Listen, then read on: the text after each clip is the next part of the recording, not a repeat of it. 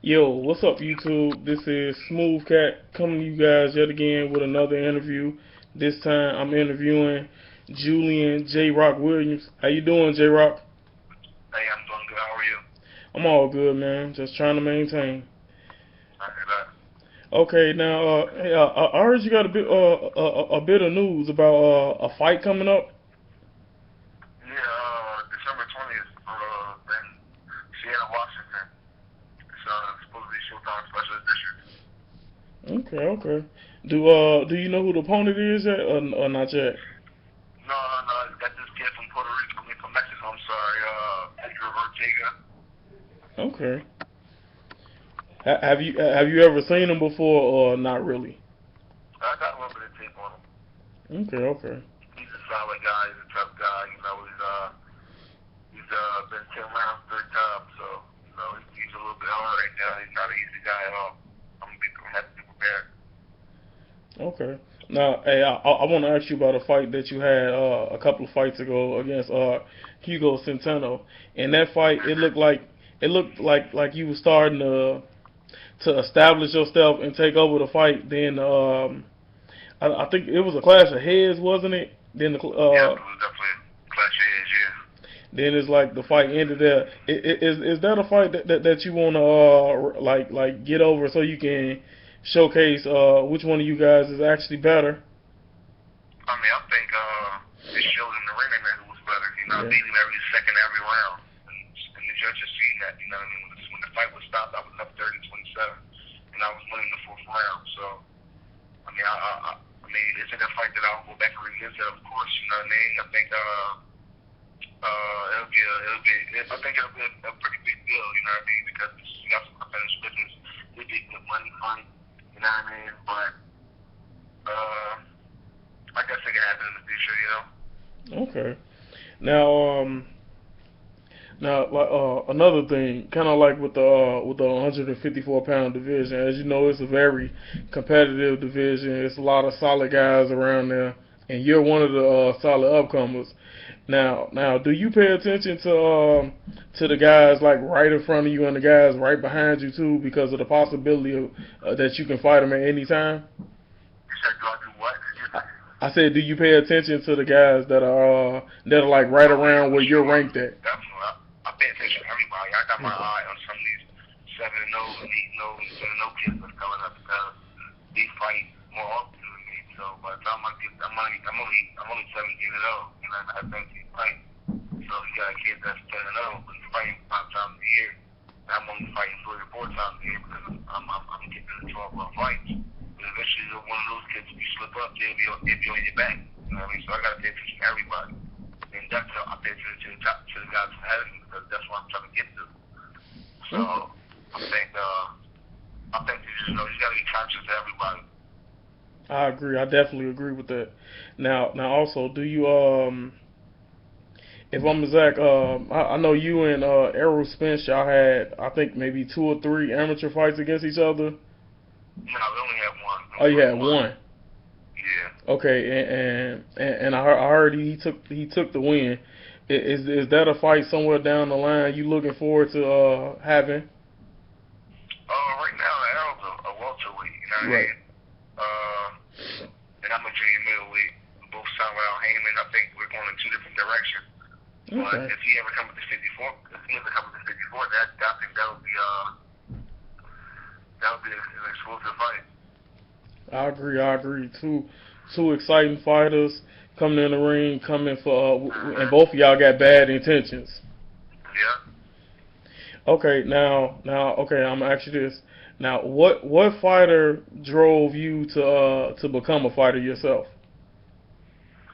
I'm not gonna say no fighter really drove me to become a fighter. I just was always in love with the sport, and I walked to the gym and started boxing. But I definitely had fighters I looked up to when I was a kid, like guys like Bernard Hopkins.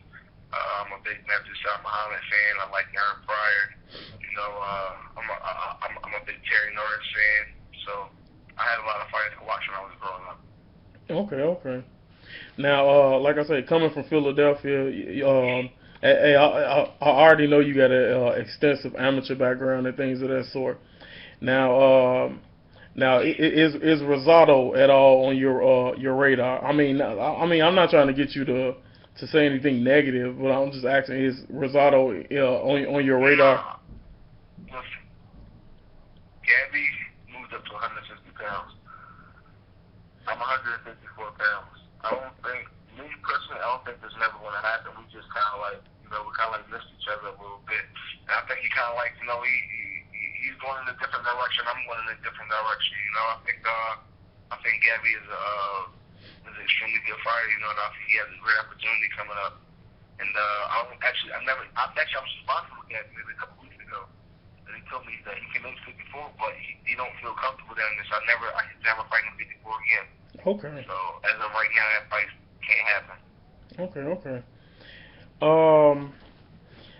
All right. Basically, let me see. I'm trying to think of the guy's name because I heard him call you out. I can't get his name right off the top of my head. He just called you out recently too. He's the guy. I think he got one or two losses at 154 pounder. But anyways, he called you out and he basically was saying like he's saying it was a lot of hype behind you. Do you think it's a lot of hype behind you, or do you think it's just a guy with jealousy? What do you think? Hey, it sounds like jealousy to me because I'm gonna be honest. I'm like I said, I'm gonna be honest with it because like I said, I feel you get credit for what you do. I don't feel you get enough credit, and I'm not just saying it because I'm on with you. No, I feel you. You ain't the only person to say that. So, you know what I mean? I know everybody ain't lying. Right. Because, like I say, you got a solid resume to only have 17 fights. You have a good resume, better than a lot of guys who I see with 26 and 27 fights. But that's another story. We be talking for 3 hours. We get into that. Man. I think, let me tell you something with these guys who want to call people out. See, a lot of these guys are secretly jealous because they want to be with our Heyman and they're tired of seeing me on TV and shit like that. You know what I mean? Right. And if they got a right to, you know, want to be in my spot. So what they do is they get on Twitter and they get on Facebook and they get on Instagram and social media and talk trash and trying to get a little bit of shine when you guys give them interviews and stuff like that. That's their time to call names and stuff like that. You know what I mean? So I just take it. You know what I mean? I wish you knew this guy's name. You know what? I'm sitting there. Hey, basically, what I'll do. Hey, I'm gonna find the interview and then I'll post it and I'll make sure I tag you in Facebook on it. Huh? Is it a Spanish kid or is it a black kid? He looked mixed. He looked mixed. Like I said, I can't think of his name right off the top of my head. I would name his name, but I don't want to get this dude's new life, man, because these guys is fighting for 2,500 rounds and 6 round fights, man. You know, I've been past that. I remember my way through that kind of stuff. You know what I mean? Okay. And these guys just want to call out and instead of fighting their way up to the top. You know what I mean? I'm fighting my way up to the top. I'm not calling out names and begging for fights. You know what I mean? Okay. But I'm also in a fortunate situation where I'm working with not the best manager, probably the best person in boxing, the best businessman in boxing. So I get a lot of opportunities that these guys wish they could have. You know what I mean? They're not getting them. So I don't get mad at this call out. Just I'm overhyped and all this kind of stuff, man. Whatever. That's how I feel about it. Whatever. You know. Now, I'm gonna ask you a question about Heyman because now we interviewed a couple of other Heyman fighters, and you kind of asked like okay, now in regards when you have a fight coming up, do you necessarily do you get say in who you're fighting, or do he just say, okay, look, July 22nd, you fighting this guy that time, be ready? Well, I think everybody's situation is different. You know what I mean? Right. I don't really get into picking on my opponents. That's just too much being a manager. You can't be a manager and be a fighter. You know what I mean? It's not good. It's just that I try to focus on training. So my trainer, Steven Edwards, he kind of acts as, you know, my manager also. He was my manager before we signed him with our Heyman. So him, the matchmaker, they sit around and get a list of guys and they get the best available guy. You know what I mean? Okay. That's cool. That's interesting. Now also, Are you considering? Let's. I'm gonna look down the line a little bit. Let's say you become um, junior middleweight champion of the world. You get maybe two of the belts.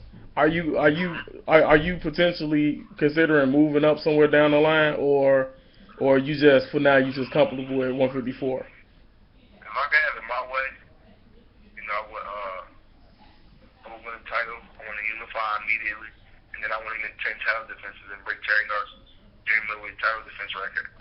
And then I want to move up to 60 and win the title. And then I only want to go that far. But that's what I think about. You know what I mean? Right. Hey, I feel you. We talk about 5 or 6 years we've been fighting. You know what I mean? So I'm just really thinking about this in between. You know what I mean? I can tell you like this: that there's nothing wrong for aspiring for greatness. There's nothing wrong with that on no level. Right. But now I'm gonna ask you about a few Philly fighters now. Okay, now with Hammer Hank Lundy, who has his fight coming up with Thomas Delorme. How do you see that fight playing out? I think that's an interesting fight. I think Delorme got a really shaky chin.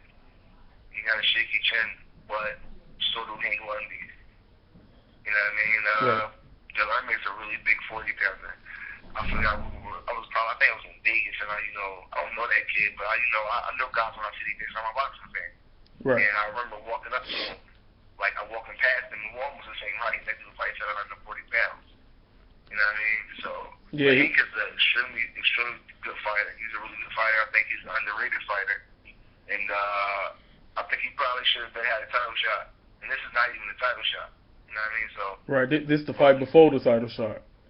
Right, this is the fight before the title shot. I think that dude probably should have a title shot. Maybe that's the fight to go, Right. But I think it's a 50-50 fight. You know what I mean? If Hank don't come prepared, he could probably get knocked out. And then if Delorme comes slipping, he can get knocked out. And I think it's a really good fight. Okay. Now, hey, I know you saw the B-Hop fight over the past weekend. What was your immediate thoughts after that fight? Just the Copeland was too big, too strong for him. I think he was his skill set was better than what Bernard Hopkins anticipated. I agree. I mean, that's just it in a nutshell. And that guy's an extremely hard puncher. Extremely hard. Yeah, he hit hard. I mean, and I'm gonna give B-Hop some credit too, because he took some shots. I mean, toward the end of the round, it started looking scary for him toward the end of the round. The 12th, oh my God. I was a little bit nervous, you know what I mean? Bernard is my guy, man, you know what I mean? Right. He's my guy. I don't want to see that bad happen to him, I just really, I was just happy with seeing him get out of the fight safe, because that dude is a murderous puncher. I think Bernard is extremely crafty.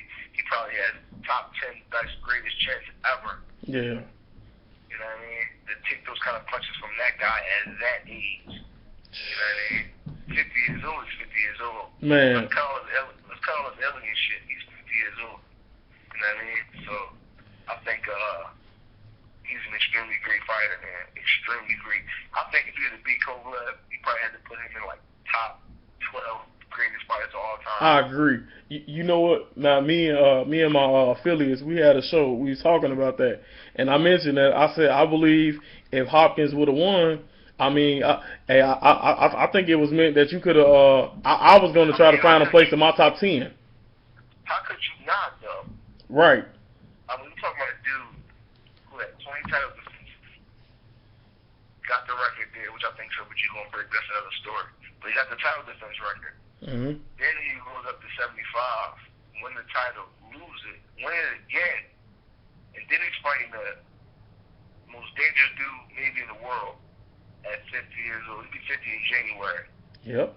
I mean, that's just insane. This dude is walking through world-class dude. Look what he did to Nathan Cleverly. Nathan Cleverly was no bum. You know what I mean? He was a world champion when Kovalev beat him. He went to his home country, and beat him up in about 3 rounds. Yeah, he crushed Cleverly. He beat that kid up. Look what he did to the kid from Chicago. That kid can fight too. I like that. Agnew. Agnew for fighting. Yes, he can. Yeah, he can fight. He was just unknown. That don't mean he can't fight. He was just unknown. Knocked him out with a jab to the body. Hurt his broke his rib. That dude can punch. Yeah, he can punch. You know what I mean? You know something? That's like like if you go back and look at the Agnew fight, it's like he Agnew landed some pretty nice shots. He landed a lot of left hooks on Kovalev that look like they buzzed him a little. I don't know if it buzzed him, but I definitely think he had his attention. The biggest problem with Agnew was in that fight, he was ear-muffing too much. Yeah. You can't ear-muff with a big puncher like that. Because when you ear-muff with a big puncher, that become nets. Yep. Those punches, he hit you anywhere and it hurt because he punched so hard. So you let them bang on your arms, and your arms bang up against your face. It's almost the same thing as getting hit in the face. You know what I mean? So yep. It's just that, man, you can't hear up with a dude that punches that hard. You gotta make him miss. And that one technical mistake, you know what I mean? Yes, sir. Was one of the many reasons why he lost the fight. And it's another guy, Kovalev, Salak. Ismail Salak, who was looked at as one of the most dangerous guys at 175, and he went in there and wiped them out. At one point, until he got knocked out, though, see? Right. Salak was knocked out way before he pulled Kovalev. Salak was actually like one of my favorite fighters at one point. Yep. One of my favorite up-and-coming fighters at one point.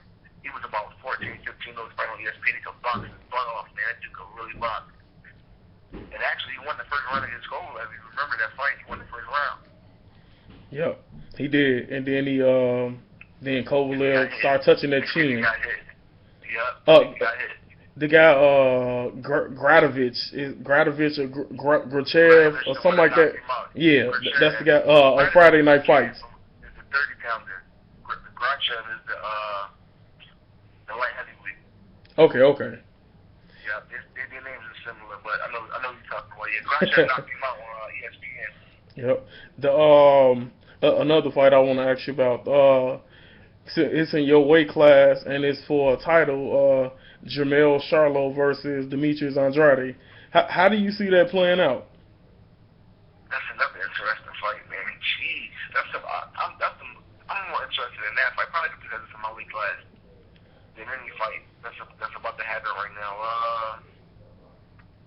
I don't know. I just think it's whoever can work their game plan the best. You know what I mean? I think Andrade is a really good fight. He's fast, he throws a lot of punches, he's a southpaw, but he can hit with a lot of straight right hands. And just so happens, Jermell Charlo has a really, really good step in straight right hand. Yep. And he's about 5'11" and a half. He's tall. You know what I mean? So he'll be able to get to him. He's athletic. And more importantly, he's ambitious. You know what I mean? So I think he don't want to lose though. Anyone to be a world champion, and I'm pretty sure Demetrius Andrade don't want to lose though either. So that might be the fight tonight. That might steal the show. Hey, I think it's gonna steal the show. That's my like I say. I think that fight there, it got blockbuster written all over it. Yeah. Like you said, you got. I'm surprised it's being made so early. You know, I would have think that's the kind of fight like you unifying. You know, wait till Jermell get the title and then unify.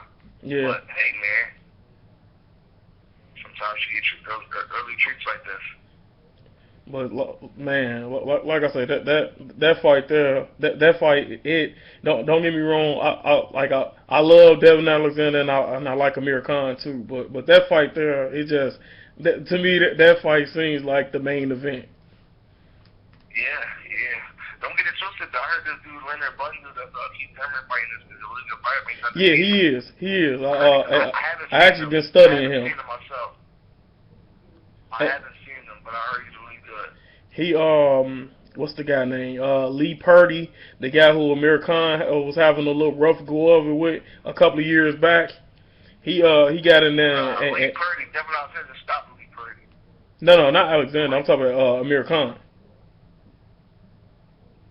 Say that again, I hear you. No, I'm talking Amir Khan had a tough out with him. With Lee Purdy? Yeah. Is that the Irish guy? Yeah. Okay. We might got two. I don't think Devin Alexander stopped him. I know exactly what you're talking about. The Irish guy. Did he fight him out Ireland? Or he fight him?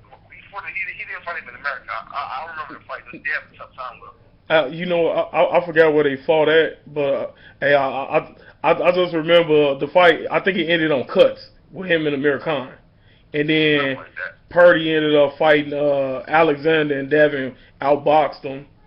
Yeah. But Bundu fought Purdy, and he knocked Purdy out in brutal fashion. He I gotta check that out.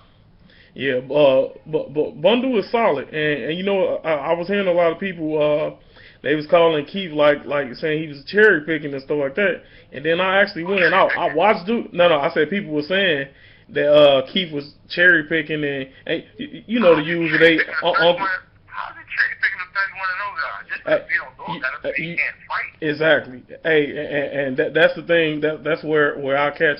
Well, like I say, where you run into a lot of casuals in the sport because they look at it like, okay, I don't know him. I've never seen him, so he can't fight. He a cherry pick. Right, no doubt about it. But you guys don't understand what it is. I just think one guy. Some people will hear one people say something, and then everybody starts repeating it. Right. You know what I mean? There's no such thing as cherry picking a 31-0 guy that's been fighting at the world level for a long time. That dude ain't no spring chicken. He's pretty old, so he's been undefeated for a long time. Exactly. You know what I mean? So I don't know. Like I said, I haven't seen him fight, but I've box ranked him, and he has some decent victories. You know what I mean? Yeah, so, he does. He's definitely like to be ready. Hey, I'm gonna tell you this. He's exciting as hell. He's a very exciting fighter too. Very exciting. Yes, he is. So when they get, I'm expecting fireworks in that one too. Yeah.